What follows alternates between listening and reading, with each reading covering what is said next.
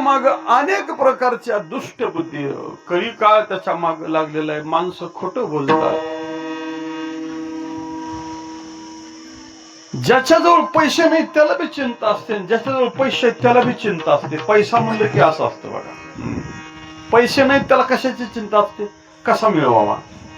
आणि ज्याच्याजवळ पैसे आहेत त्याला कशाची चिंता असते, आहे तर कसा सांभाळावा त्याची चिंता असते, है का नाही. द्रव्य नसता उपायशी नवी, झाल्या संरक्षणी अधिलावी. रात्रंदिवस हृदरोग जीवी, अविश्वासे नांदवी धनलोभ. द्रव्य म्हणजे एक धारदार हत्यार आहे बघा. मी एक दृष्टांत सांगत असतो. द्रव्य म्हणजे कसं आहे, धारदार हत्यार आहे. आणि ते धारदार हत्यार त्या हाताळण्याची क्षमता नसलेल्या माणसाजवळ जर गेलं तर ते त्याचा घात करत असत. जुन्या काळामध्ये एक दृष्टांत सांगायचे. एक राजा होता आणि तो अतिशय प्राणी पाळायचे त्याला हव्यास होता. त्याने एक माकड पाळलं. माकड खूप आवडतं होतं त्याचं. माकड सदा सोबतच असायचं. फिरायला गेलं माकड सोबत, पाहुण्याकडे गेलं माकड सोबत, जेवायला बसलं माकड सोबत, झोपायला गेला तरी सुद्धा माकड सोबत, जिथं जाईल तिथं माकड सोबतच असायचं. असं ते माकड त्या राजाचं प्रिय होतं. आणि बरेच दिवस गेले आणि एक दिवस राजा एकटाच शिकारीला गेला, पण माकड सोबत नेलं. दरवेळी प्रधान तरी असायचा, कोणीतरी असायचा, पण आज मात्र माकड एकटाच होता. आणि राजा, असं उन्हाळ्याचे दिवस आहेत आणि शिकारीला गेला, दुपारची वेळ आहे आणि एक थंडगार सावली दिसली. आणि त्या सावलीला बघून राजाला थोडं ऊन आहे, थोडं विश्रांती घ्यावी अशी इच्छा झाली आणि तिथं तो झाडाखाली थांबला.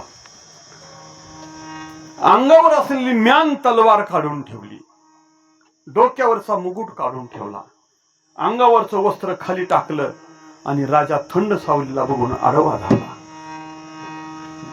राजा झोपला, पण माकड इकडं तिकडं फिरत होता. राजाला त्या माकडाचं नाव राजा ठेवलं होतं. माकडाचं सुद्धा नाव काय ठेवलं, राजा. आणि ते माकडावती भोवती फिरत होतं. ते माकड फिरू लागलेलं आहे. केव्हा इकडं जायचं, केव्हा तिकडं जायचं, केव्हा उडी मारायचं, केव्हा शेपूटवरी करायचं. आणि एवढ्यामध्ये त्या माकडानं बघितलं की एक माशी आली आणि राजाच्या नाकावर बसली. कोण बघितलं? माकडानं. काय बघितलं? राजाच्या नाकावर माशी बसली. त्याला काय बी खपलं, पण राजाच्या नाकावर माशी बसली. त्याला नाही खपलं. ती गेलं आणि त्या माशीला असं हात केल्याबरोबर ती माशी उठून गेली. माशी इकडून हात केला की उठून जायची, पुन्हा येऊन तिथंच बसायची. पुन्हा उजव्या हातानं हाणली म्हणून गेली, म्हणून पुन्हा डाव्या हातानं हाणायचं. असं 10-5 वेळेस केलं त्यानं. आणि मग ती किती बी हाणलं तर चालली, म्हणून त्या माकडाला एवढा राग आला. कुणाचा? माशीचा राग आला. मग काय, त्याला माहित होतं की राजाला जर राग आला तर काय करते, तर त्यानं म्यानातली तलवार काढते. त्याला माहित होतं. आणि ती म्यानन तलवार राजानं बाजूला ठेवून झोपला होता. राजा गाढ झोपेत घुरत होता. आणि त्या माकडानं बघितलं, माशी इकडून हाणली की पुन्हा उठून येते, तिकडून हाणलं की पुन्हा उठून येते. त्यानं खण करून म्यानातली तलवार काढली आणि कोणाला मारली? माशीला. पण माशी कुठं होती? नाकावर. मग आता काय झालं असेल मी सांगू का तुम्हाला? विठाला विठाला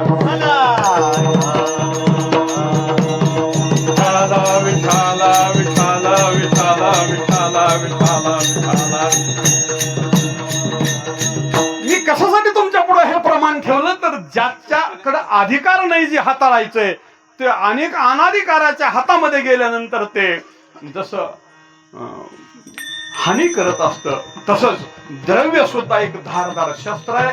ते जर अनाधिकाराच्या हातामध्ये गेलं तर ते खूप दुःख देतं. तुकाराम महाराज म्हणून याला 2 प्रकारचे नियम सांगितले.